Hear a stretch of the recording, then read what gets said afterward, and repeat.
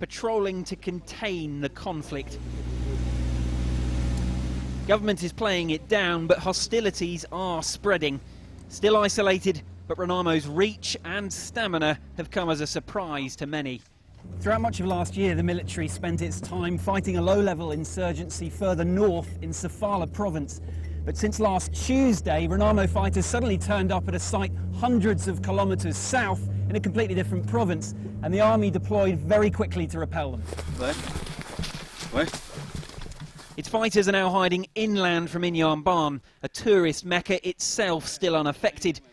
2 attacks in the last week, the military remain combat ready. The remnants of the battle still apparent as we're shown around a captured camp. The occupants appear to have had time to pack up, though commanders say they took them by surprise.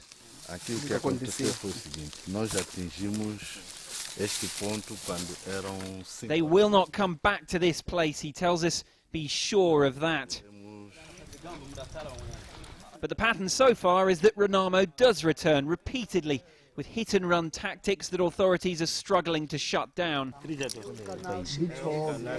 Residents are still frightened. Those who haven't left for nearby towns are hiding in the bush. The army tells them they can go home, and they'll obey for now. I now feel okay to come here and see where the Renamo fighters were hiding. I want to say thank you to the army. My family will be safe here now.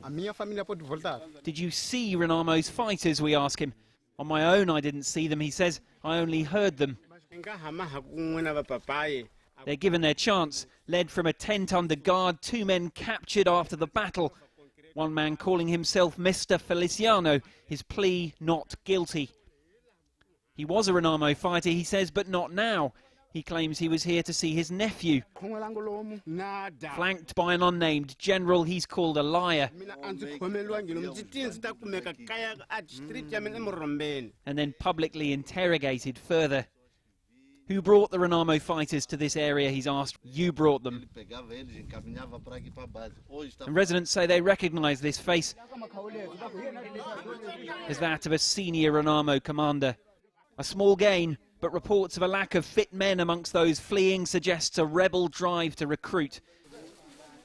With no peace talks and persistent disagreement on the terms to even start them, this may only escalate so far, but it looks likely to rumble on.